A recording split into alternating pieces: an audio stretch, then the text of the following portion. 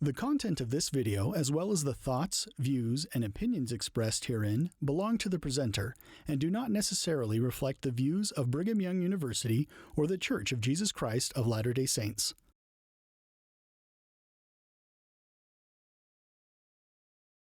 It's Mrs. Carroll's. You remember Mrs. Carroll, of course. We lived across the river, across from Lemon on the other side, and I'd take my little bicycle and I'd go along.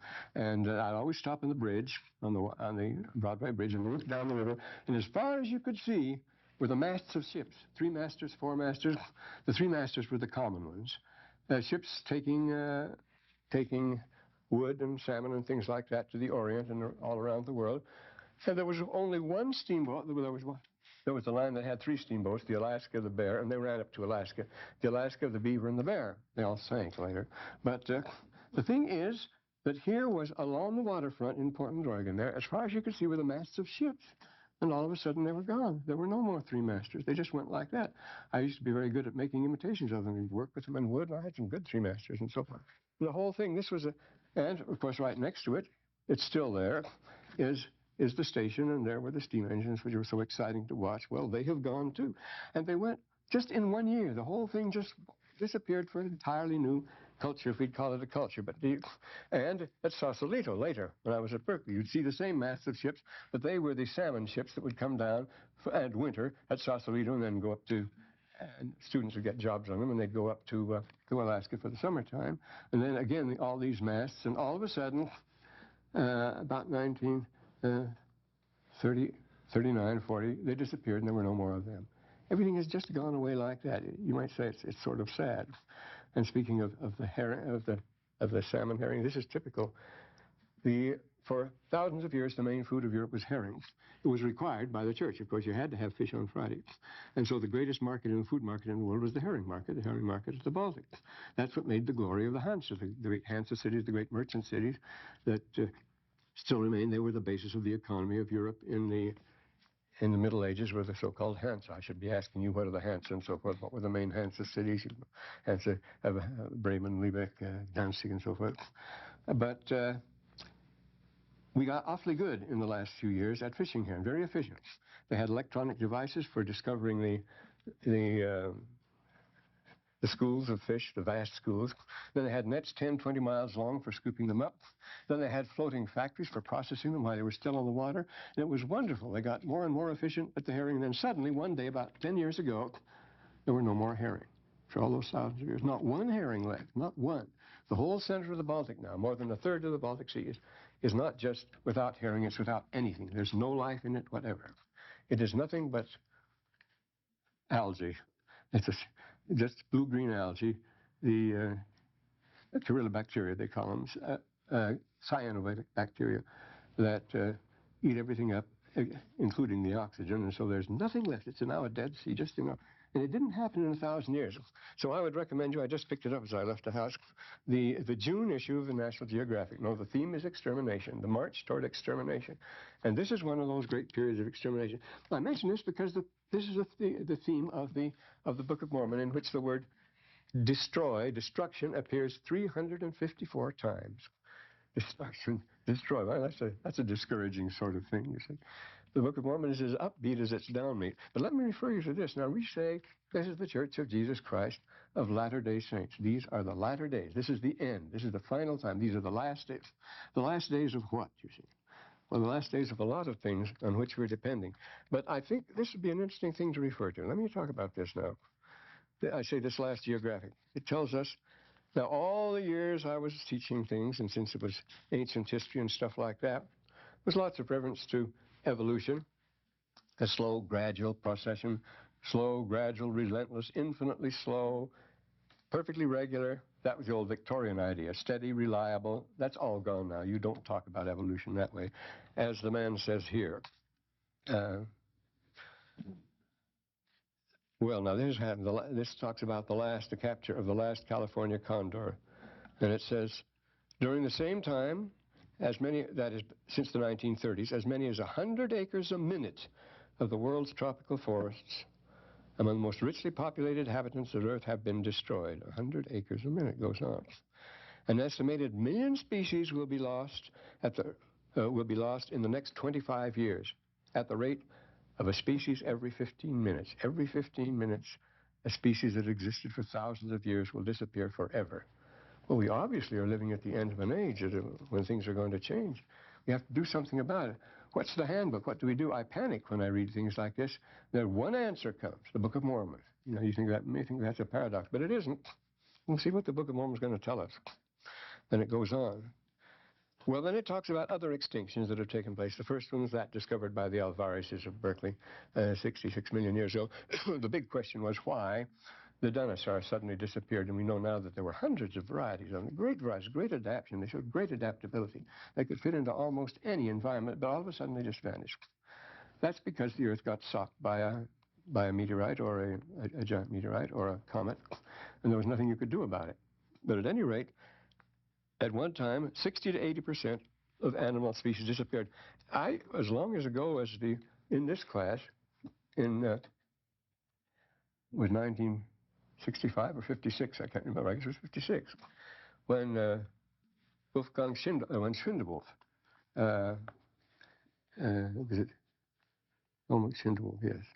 When Schindewolf introduced his neo-catastrophism, everybody took it lightly then, but they don't anymore. They took it more seriously. Namely, there are certain periods when you find, before a certain day, before a certain time, a vast variety of creatures are flourishing, and then they suddenly disappear. You don't find them anymore in the strata above that. You don't, but you find totally different, suddenly appearing.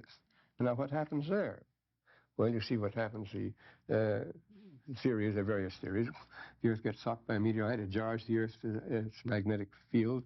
It breaks down the magnetic shield, which comes from the North Pole and surrounds the Earth. The Van Allen belts and so forth, which allows radiation to come in from the sun, solar radiation, and stellar radiation, which allows cosmic rays to reach from one side and solar rays to reach from the other. They come together. And they both have the effect of breaking down our genes and cells and having us produce all sorts of freaks and odd growths. You know, you jokes about this sort of thing because of radiation. Because of radiation, suddenly new types and species develop. Well, this is one of the theories and so forth. But the point is now that things do get destroyed. They get destroyed suddenly. When a certain period comes, that's the end. And we have been warned of it here. Now, it says at least 12 mass extinctions have taken place. At least 12 of them. The mass extinction concept, notice this isn't something I taught during the 30s and 40s and 50s and 60s and 70s at Claremont and Berkeley and places like that. But always, we never dreamed of anything like this. And then it says, in the 1980s, it says, the concept has hit science like a fireball during the 1980s. I never expected anything like that. The great dyings have remained obscure. We don't know why. All this is changing. We used to say the fossil record was too imprecise, but all this is changing now. The rules of evolution are being rewritten. This is just the last issue, June issue. You see, Geographic, very, very recent. But all the rules, and this is the thing we all used to argue about here, go round and round about evolution. I thought it was a waste of time. Never engaged in those arguments. But no, because dealing with human history within its time, there's no evolution at all. We talk about the KT boundary. That's the Cretaceous, or the Cretaceous and Tertiary. At that time, between the Cretaceous and the Cretaceous is the dinosaurs, and you go out and look in these Morrison deposits, this blue-green stuff you find all over Utah. That's where the dinosaurs are. And out of that, you won't find anything after that. Well, they were all wiped up. So they call that the KT boundary, when you move from the Cretaceous to all these strange creatures that belong. This isn't in our creation story. This doesn't belong to our story. Genesis isn't concerned with this. This isn't where Adam comes in. These are other creatures here. Remember, we believe in the gospel and we preach other things. And Joseph Smith's teachings are much more explicit on this than we have realized, because we get into them more today. Namely, that the whole universe is multiple use, and so is the earth, multiple use. There are creatures on the earth that we know nothing about, that don't concern us, that have nothing to do with our affairs. We have our own things that concern us. Adam had his family, and we're his people, and his history is our history. But there are other histories that have nothing to do with him. And that shouldn't disturb us at all, the idea that there should be anything else beside us. And but this is very clear here, what's happening here. Most scientists now concur that at least one great extraterrestrial object struck the planet around the time the The dinosaurs died out. There's lots of diagrams and pictures here. Very nice. And here's the description in the first, and it's a very apocalyptic description. It's what we read in the apocalypses of the scriptures, and you will recognize these things. The Book of Mormon here. In the first days after the earth was hit, dust blanketed the entire world. It grew pitch dark for from 1 to 3 months. Well, remember in the Book of Mormon, it was the local upheaval, but it's the one that wiped out Nephite civilization, and the people could feel the darkness. They couldn't strike a light. It was so heavy. That sort of thing, the same sort of thing causing it, could be meteoric or volcanic. The two go together, actually. Excuse me. Well, that's the worst of it. Semesters always begin in the spring and in the autumn when I have my allergies, so I have to put up with that. The impact on the land, they probably got bitter cold, and then it says then the entire world caught fire, and of course this is apocalyptic, the earth going up in flames and so forth. This is actually what happened. It talks about Yellowstone. It says that's nothing. That day, 66 million years ago, when the earth was hit, the entire world caught fire. To get the amount of soot we find, that is distributed throughout the world at a certain level between these two deposits, the Cretaceous and the Tertiary. To get the amount of soot, as much as 90% of the world's forest must have been burned. We're taking care of that now. The fireball would have had a ratio of several thousand kilometers. Winds hundreds of kilometers an hour would have swept the planet for hours, drawing trees like giant hair, 2,000-degree rock vapor, lightning discharges like those of volcanic eruption. It's on a much greater scale, but high, and a much greater scale than that in the Book of Mormon, of course. But notice it follows the same pattern. The same sorts of things are happening. Very depressing, very alarming here. You see, of course, we can compare. Now, he says, such doomsday scenarios strain our belief. But mass extinctions do occur. They force a new perspective on the history of life. They also force a new perspective on history, as I said before. Here we have 1200 BC when Troy fell. That should concern us, because that great tragedy when Virgil heaves that great sigh and says, Sunt lacrimae ret memtem mortalia tanget. Who was it? It was Matthew Arnold who said that's the most moving, the most tragic line in history. Because when we read that, he says, we're all in the same boat. You can't help crying when you read that. Because there are these times when this hits. Then in Lehi's time, the same thing hit again. That was the other great, what Jess was called I guess we should be writing things on the board. The pivotal. The year 600 was the pivotal period. Well, we wrote all about this in that book called An Approach to the Book of Mormon. That used to be a priesthood manual, 1957. And it introduces you to a lot of things like that, a book called An Approach to the Book of Mormon. It's not compulsory, be sure of that. And then it goes on. They do occur. And when it strikes, it's not necessarily the most fit that survive. Well, this is the interesting thing, of course. Who survives? The problem of the Book of Mormon is survival. Remember, you always have the one man against the world, whether it's Alma or whether it's Ammon or whether it's Jared or whether it's Lehi or whether it's Alma. You always have the one man, or whether right at the end there, of course, you have Mormon and Moroni. And who plans the survival and so forth? But survival is a tragic word. We use it too much. Survival is a dirty word as far as I'm concerned, because it means I stay here while everybody else is wiped out. John Chrysostom, you all know who John Chrysostom was. He's called Golden Mouth because he was the greatest Christian orator of the 4th and 5th centuries. He handed on a lot of very interesting doctrine. But he was in Antioch at the time of the great earthquake that destroyed the city utterly and completely. It was after the time of Christ this happened. Same sort of thing happened then. These things come in periods. There'll be a long, stable period, just as we have in the weather and so on, when everything is perfect, everything seems to be going nice, and we get the idea that this is the normal order of things, and a nice, safe Victorian world in which things gradually, by imperceptible degrees, work toward betterment. They work toward the better, because that's what evolution is. Since the fittest survive, the better people are those that come through, and so the world gets better and better, and it's wonderful. But it doesn't work that way. And whenever I was talking about it, I better get on here now. What was I going to say? I'll think of it anyway. Oh yes, it's not necessarily the most fit that survive, and And they don't. Oh, here's a reverse picture. So we go on. And mass extinctions, let's promote new beginnings. Well, that's the purpose of them. The Lord wipes the old slate clean, and then he brings more on. This is a principle stated again and again in the Book of Mormon. When the cup is full, can't be filled any farther. You can't be diluted, nothing to do about it.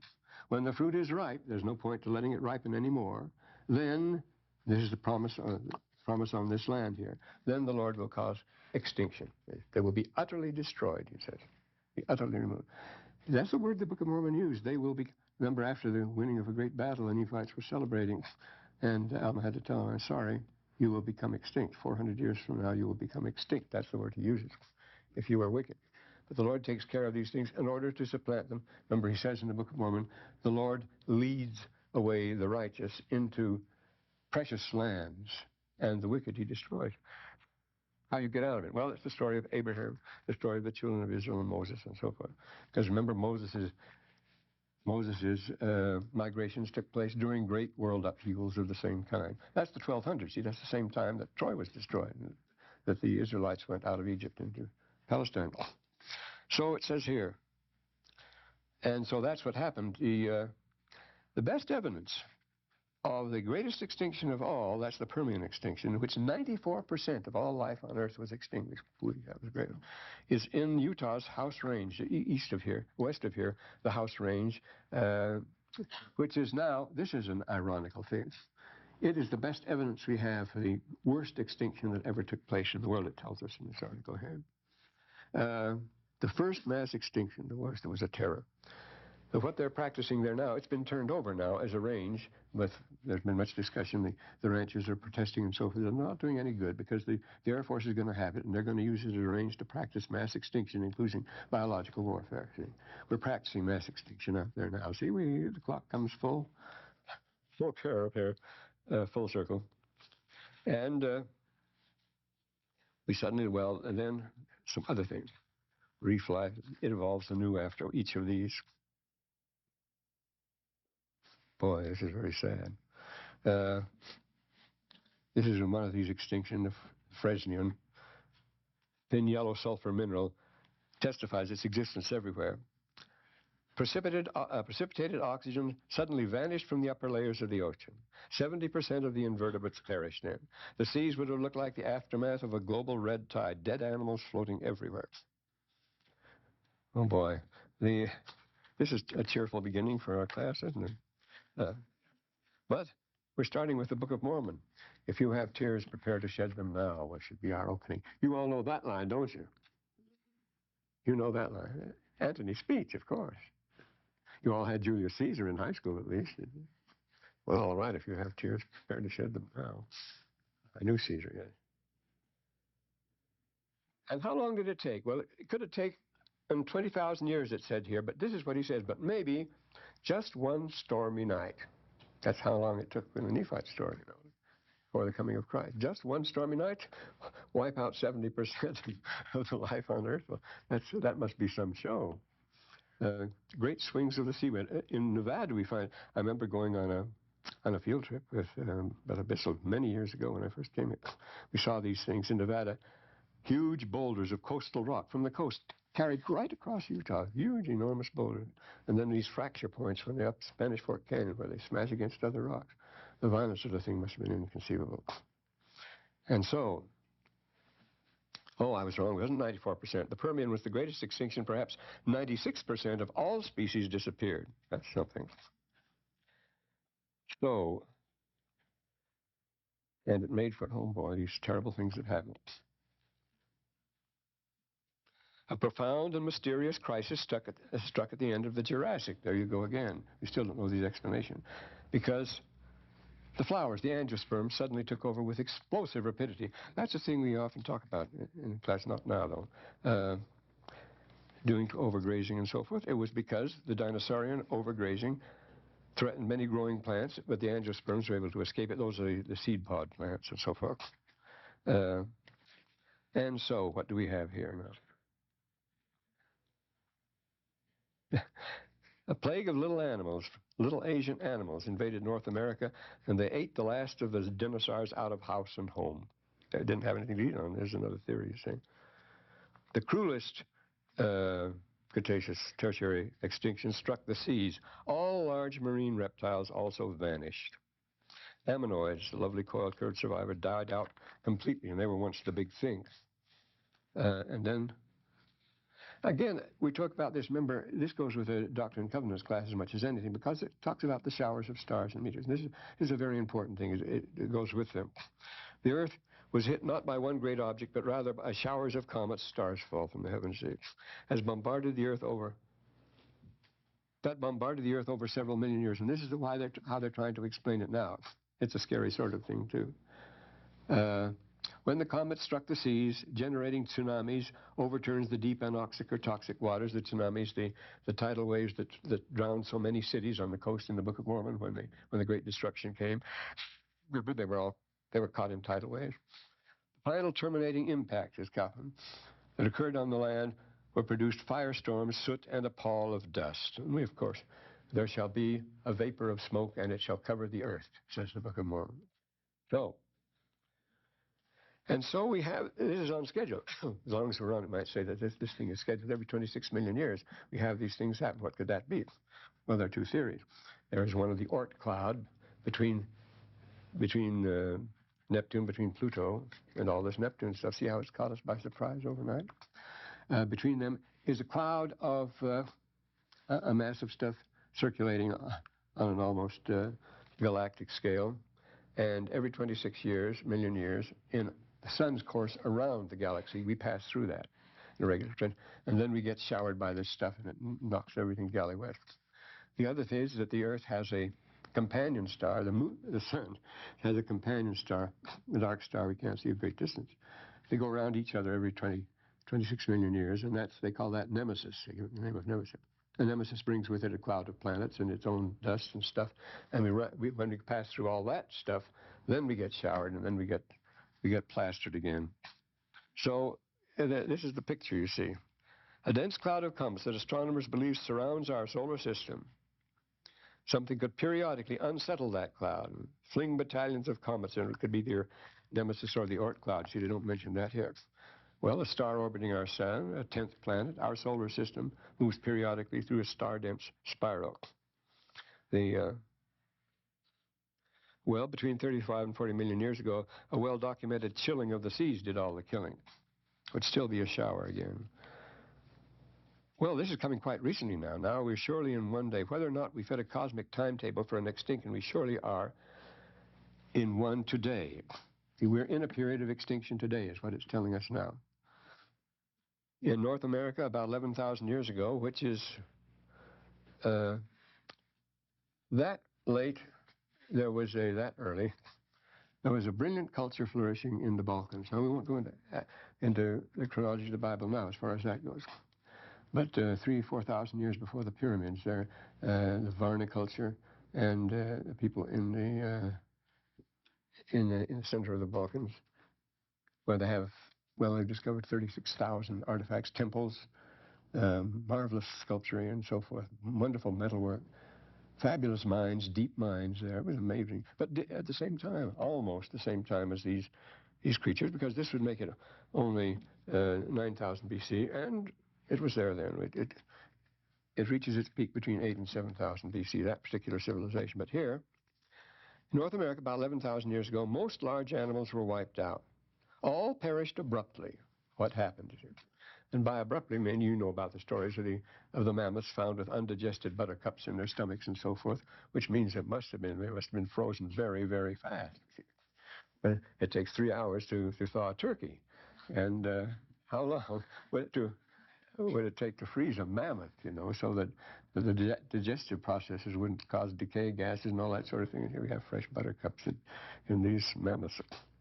And no, they're so fresh, that there was an industry in Siberia, in Tsarist Russia in the 80s and 90s, which sold this for dog food, which sold mammoth meat for dog food commercially. There was so much of this stuff.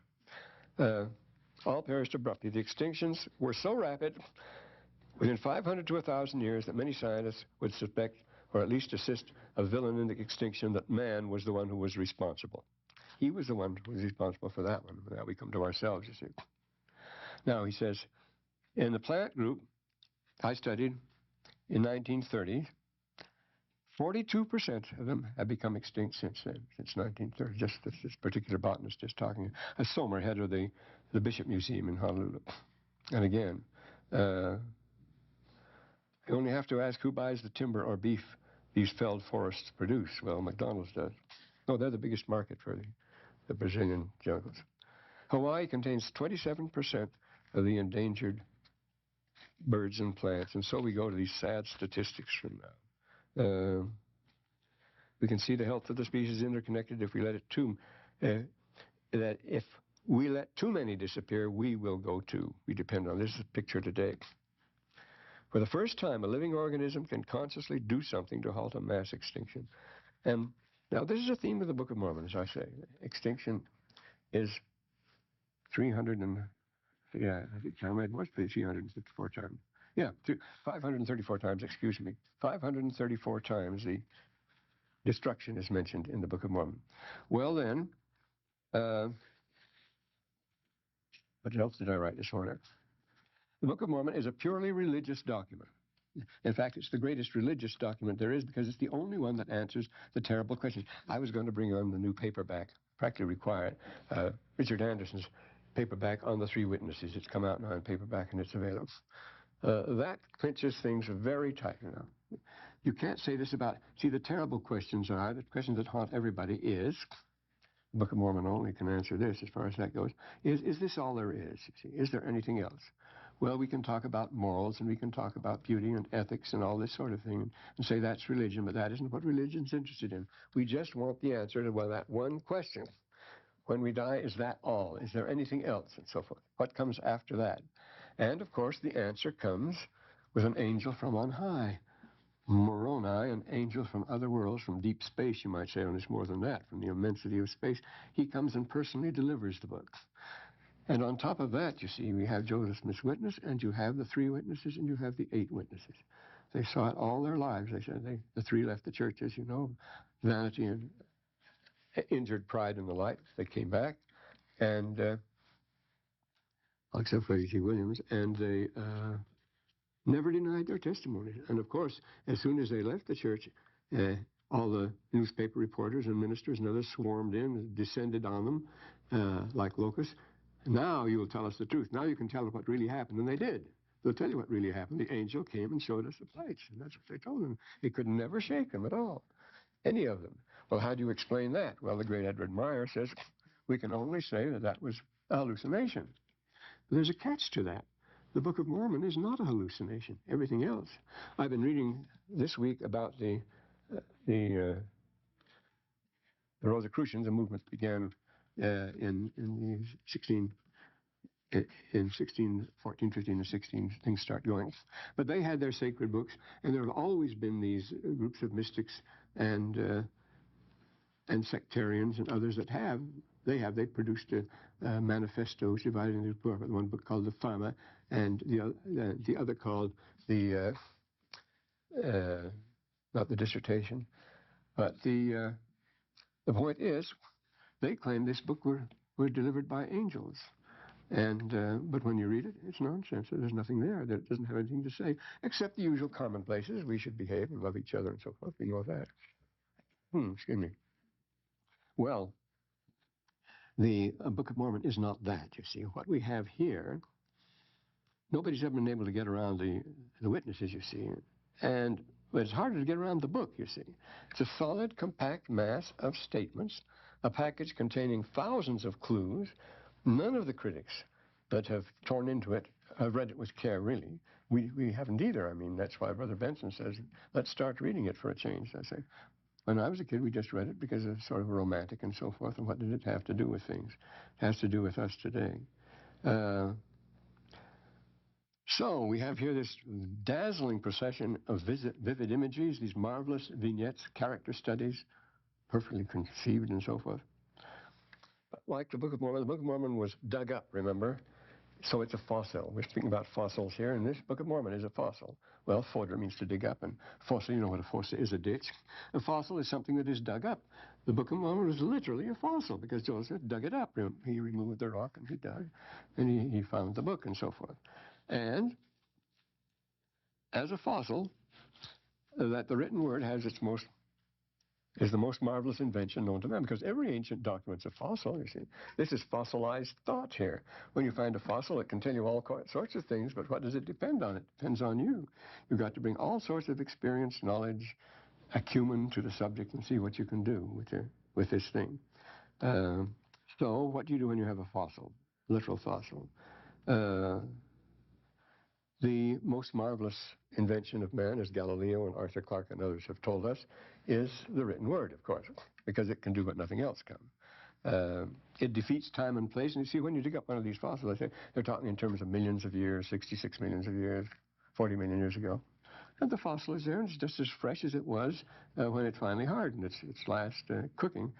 It comes down to us unchanged. Time doesn't, and time won't affect the written record either. Those golden plates could last for millions of years, as far as that goes, being gold and so forth. You have this, so they o'erleap time, and I've got to write, that reminds me of something. There. And space, too. Makes no difference with space. These things are thousands of years old.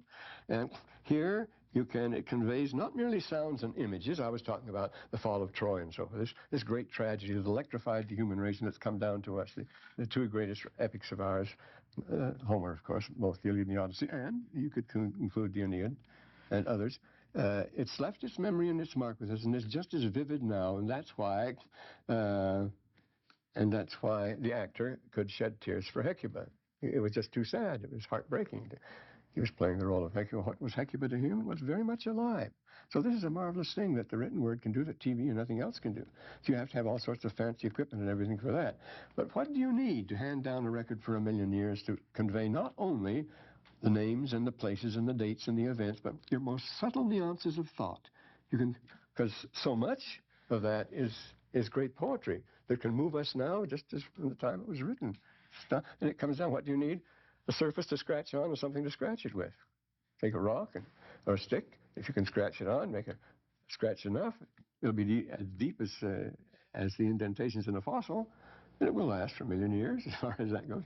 So by the written word, you can o'erleap time and space and all the rest of it. And they're just as when you look at a fossil. It depends on, the geologist can tell you what kind of a creature it was, what its environment was, what it lived on, its habits and so forth, just from that one. It can even be one bone. Of course, that does some very comical things, because we know some of the reconstructions of dinosaurs of 100, 150 years ago look very funny now. That isn't the way they looked at all. They didn't have enough bones. But if you have enough to go on, you don't need too much, you see. But a skillful geologist can look, or a paleontologist can look at a bone and tell you all about the creature. And it's the same thing in reading the Book of Mormon. You see, a written document, you have to go into it as far as that goes. It's like the flight of the bee. The act of reading has never been explained. It's a mystery. There's no reason why you should be able to do it. It's a strange thing. The classic example of that would be Arabic, well, other Semitic languages in which you don't write any vowels. You don't have any punctuation of any kind. You don't have any capital letters to know one's personal name. You make no division between the words. Notice you put no vowels. Every word has just 3 consonants. You just string these consonants along, and that's it. And usually it's badly written and covered with fly specks. So how can anyone possibly read it? And yet it can be read. And when people start improving on it by putting in the little shaddis and the tashdids and so forth, and putting in the pointings to help us along, it becomes a nuisance. You say, take those away. We don't want those. They're a nuisance. We got used to reading this. But how can it be done? In theory, you have to know first what it's talking about. Then it goes. But if you don't, you can be in an awful state of things. And that's the condition with Egypt today. We do not know the point of view from which to read it. So it's so much, most of it still escapes us. And so Egyptians are a good example of limitations of which men are not aware. We think we've translated the text, and we've been deservedly tricked. A very recent study by Westendorf on that very subject, showing that we've missed entirely the point of Egyptian. I think that's so. So when we read the Book of Mormon, I say, we read it as if we were picking our way through a minefield and missing 99% of the message. Are we even aware of the main points? Now, we start with the 46th chapter, which just like starting in the middle of a sentence. We can't do that. So I had to go back over the weekend and review and see the points which it brings out. Certain points received emphasis and repeatedly come out. The point is very clear. What emerges in the Book of Mormon is this very clear message. So up to 46, I'm going to make a quick review the next time and show what they were talking about, actually. But we must remind you of this, too.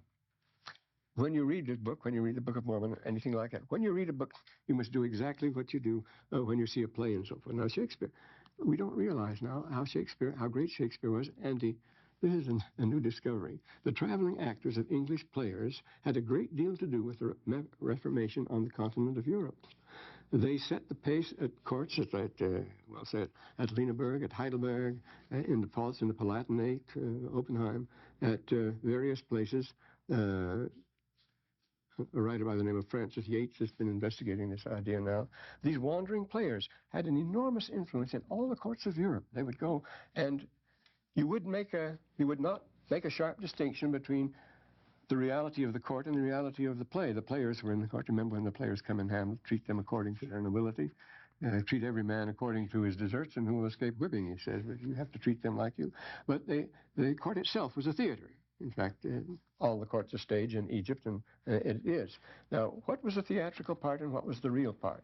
You notice they overdressed. They dressed themselves in the most fancy way. They used overblown theatrical language. We call it the Elizabethan Renaissance.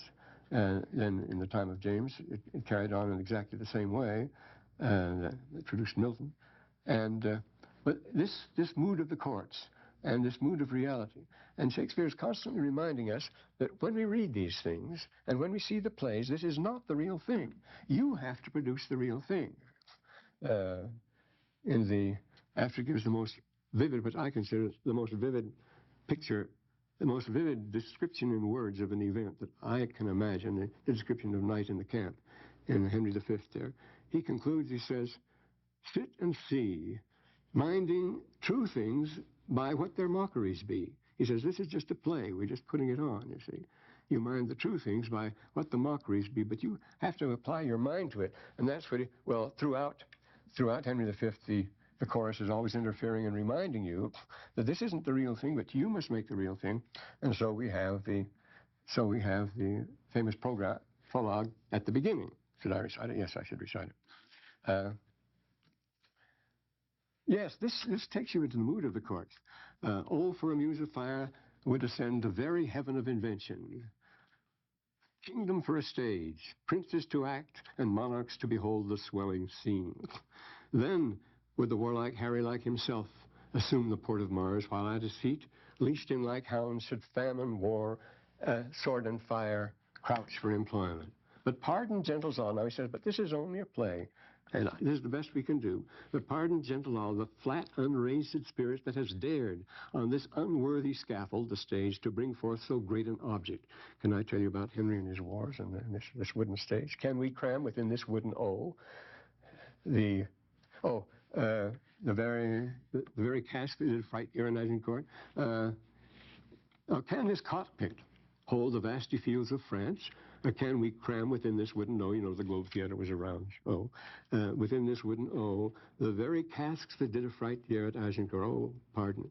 If a crooked figure may in little place present a million, see, by writing one, if you ask enough ciphers to it, you can get a million out of it. He says, admit us ciphers to this great account.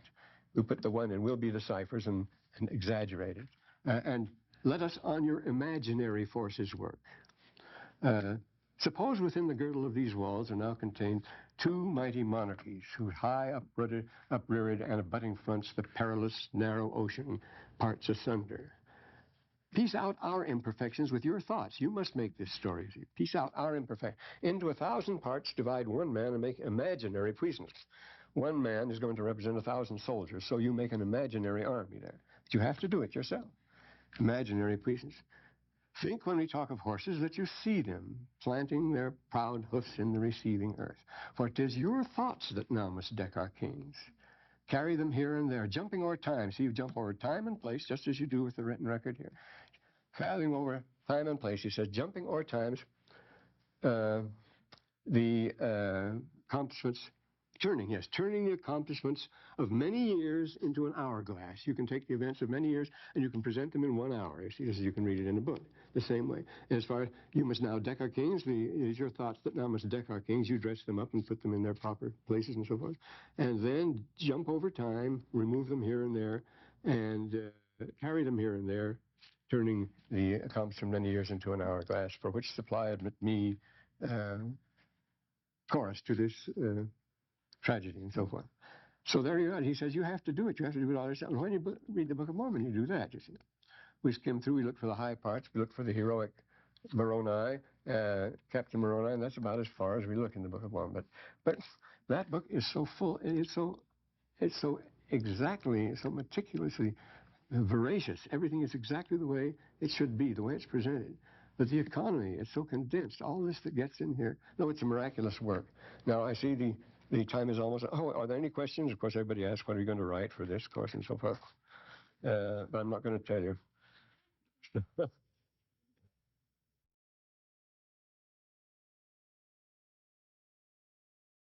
Yes. Question, yes? Why not? Yeah. The room's important. The wandering people. That's right. This is a big migratory class. 280 Wiring Science Center. Starting Monday with 280. 280 Irie? Oh, we're getting scientific. I have. Boy, the first time they've ever given me a break. Last time I asked. 280 Irie. Possession University. The folks here who have registered for the class. We please leave a space for people who have registered for the class, need a good money, need the credit. 280 starting Monday. My 280 Irie. Well, at last I've made it. I'm going to get the Nobel Prize.